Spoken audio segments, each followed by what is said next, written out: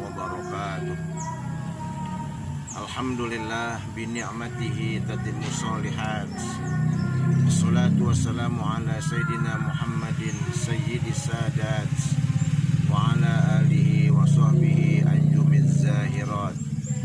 Amma ba'du fa rabbi shrah li sadri wa yassir li amri wahlul 'uqdatam min lisani yafqahu qawli wahdi qalbi bihaqqi sayyidina Muhammad.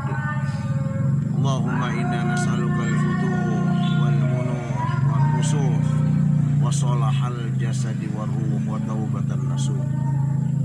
Saudara-saudaraku kaum muslimin muslimat rahimakumullah, alhamdulillah tsumma alhamdulillah, puji serta syukur kita panjatkan kehadirat Allah, teriring selawat serta salam untuk Rasulullah Sallallahu Alaihi Wasallam. Saudara, tinggal hitungan jam tahun 2020 akan meninggalkan kita. Kita akan masuki tahun 2021. Mudah-mudahan tahun ini lebih baik dari kemarin. Baik prestasi ibadah kita, prestasi kerja kita, prestasi akhlak kita, sehingga kita tergolong orang-orang yang beruntung. Man kana yaumuhu khairan min amsihi fahuwa rabihun. Barang siapa yang hari ini, minggu ini, bulan ini, tahun ini lebih baik dari kemarin, dia adalah orang yang beruntung. Saudara, dengan masuknya tahun 2021, umur kita semakin bertambah. Dengan umur yang semakin bertambah, sudah barang tentu jatah umur kita semakin berkurang. Dengan jatah umur yang semakin berkurang, berarti kematian semakin dekat. Kapan kita mati? Di mana kita mati? Dalam keadaan bagaimana kita mati? Ini yang merupakan rahasia Allah. Tidak ada jaminan kita yang saat ini segar bugar, sehat walafiat, besok pagi masih hidup. Namun kalau ada sebuah pertanyaan, kaifa tuhibbu ayatiyakal maut? Kematian apa yang kau inginkan? Kita ini ingin mati model apa? Apa kita ingin mati di saat nyekek botol, banting kartu, melinting cimeng, saat korupsi, saat manipulasi, atau di saat berada di atas pusar WTS? Tentunya semua ini tidak kita inginkan. Yang kita inginkan akhir hayat kita dalam keadaan husnul khatimah. Kalau ini komitmen kita, kalau ini yang kita inginkan, solusi cuma satu. Yuk kita konsisten, kita istiqomah dalam melaksanakan amal solih, menjauhkan larangan Allah. Yakinlah akhir hayat kita dalam keadaan husnul khatimah. Namun kita jangan takut mati. Takutnya kita akan mati, satu saat kematian itu pasti akan datang. Dan jangan kepingin mati. Kepinginnya kita akan mati, kalau belum waktunya kita tidak akan mati. Yang terpenting buat kita adalah nyok kita mempersiapkan diri kita untuk menghadapi sebuah kematian itu sendiri. Sehubungan proses kematian begitu menakutkan, begitu menyeramkan. Betapa tidak, jangankan kita manusia biasa. Nabi Allah Musa alaihissalam, seorang nabi dan rasul yang terkenal gagah perkasa, di saat akan dicabut ruhnya oleh malaikat Israel berkata, Tuhan, saya akan cabut ruh Tuhan melalui kepala Tuhan. Nabi Allah Musa menolak, jangan kau cabut ruhku melalui kepalaku. Memangnya ada apa Tuhan? Kepala ini yang kugunakan untuk sujud kepada Allah. Baik, saya akan cabut ruh Tuhan melalui kaki Tuhan. Nabi Allah Musa pun menolak, jangan kau cabut ruhku melalui kakiku. Memangnya ada apa Tuhan? Kaki ini yang kugunakan untuk naik ke atas bukit Tursina berbincang-bincang kepada Allah. Wa kallamallahu Musa taklima. Akhirnya malaikat Israel bingung lapor kepada Allah, ya Rob, Nabi Musa tidak mau kucabut melalui kepala, beliau pun menolak kucabut melalui kaki. Apa kata Allah? Kau ambil saja buah dari surga, kau berikan pada Musa. Manakala Musa mencium aroma buah itu, dia akan meninggal dunia. Begitu mudah nampaknya sebuah kematian. Tapi apa yang terjadi saudara? Di saat Nabi Allah Musa dicabut ruhnya oleh malaikat Israel, Nabi Allah Musa merasakan sakit yang luar biasa. Bahkan di saat ruh keluar dari Nabi Allah Musa, ada dialog antara malaikat Israel dan Nabi Allah Musa. Israel bertanya, ya Musa, bagaimana rasanya di saat ruhmu meninggalkan jasadmu? Nabi Allah Musa menjawab, sakitnya bagaikan seekor domba dikuliti hidup-hidup.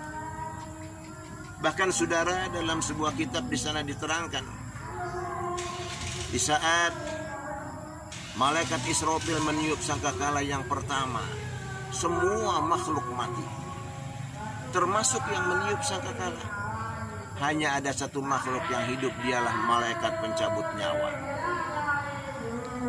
Saat itu Allah perintahkan untuk mencabut nyawanya sendiri. Malaikat pencabut nyawa di saat mencabut nyawanya sendiri menjerit histeris. Andaikan jeritannya didengar oleh makhluk, niscaya makhluk itu akan mati. Malaikat hum ibadum mukramun, mereka hamba Allah yang dimuliakan. La ya'sunallaha ma amarahum, mereka tidak pernah maksiat apa yang Allah perintahkan kepada mereka. Logikanya yang tidak pernah maksiat kepada Allah, di saat dicabut ruh menjerit. Bagaimana dengan kita hamba yang berlumur dengan dosa? Setua ini kita belum bisa sholat 100% khusyuk. Maksiat kita masih suka, bohong kita jadikan hobi. Namun lagi-lagi kita beruntung jadi umat Muhammad SAW, di mana di saat baginda Nabi SAW dicabut ruhnya oleh malaikat Israel, mulai dari ujung kaki Nabi merasakan sakit yang teramat, terus naik ke betis makin sakit, terus naik ke lutut semakin sakit, dan beliau menjerit stop. Saat itu baginda Nabi SAW mohon kepada Allah, ya Rabb, limpahkan sakit ini, berikan kepedihan ini hanya kepadaku, jangan kepada umatku. Demikian kecintaan baginda Nabi SAW kepada kita umatnya. Oleh karenanya untuk umat Muhammad SAW Allah berfirman, innal ladzina qalu rabbuna Allah thumma istaqamu tatanazzalu alaihimul malaikatu alla takhafu wa la tahzanu wa abshiru bil jannati allati kuntum tu'adun. Innal ladzina qalu rabbuna Allah, sesungguhnya orang-orang yang berikrar Tuhan kami Allah, thumma istaqamu, kemudian dia konsisten, dia istiqomah dalam melaksanakan amal soleh, menjauhkan larangan Allah. Orang macam ini nih nanti di saat akan dicabut ruhnya oleh malaikat Israel, tatanazzalu alaihimul malaikatu, turun kepada mereka para malaikat. Malaikat akan berbisik di telinganya, alla takhafu wa la tahzanu, jangan kau takut, jangan kau sedih, kau akan tinggalkan dunia ini. Wa abshiru bil jannati allati kuntum tu'adun, malaikat akan memberikan kabar tentang surga yang Allah janjikan pada mereka. Ada dua cara kematian, tergantung amal dan perbuatan. Ada yang bagai rambut dicabut dari tepung. Kalau ada tumpukan tepung kemudian nongol selembar rambut, kita tarik itu rambut, yakinlah tepung tidak akan bergerak, saking halusnya. Orang yang bertakwa kepada Allah, Di saat dicabut ruh, tidak merasakan sakit sedikit pun. Mudah-mudahan termasuk kita semua. Amin. Namun mati bagi orang yang durjana, mati kan merupakan derita. Sakitnya bagai sutra dicabut dari duri. Ini adab Tuhan yang nyata. Saudara, apa yang Allah berikan kepada kita saat ini tidak gratis. Mulai ilmu kita, jabatan kita, pangkat kita, harta kita, besok akan dimintakan pertanggungan jawab di hadapan Allah Subhanahu wa ta'ala. Kalau ilmu satu pertanyaan, ilmumu kau gunakan untuk apa?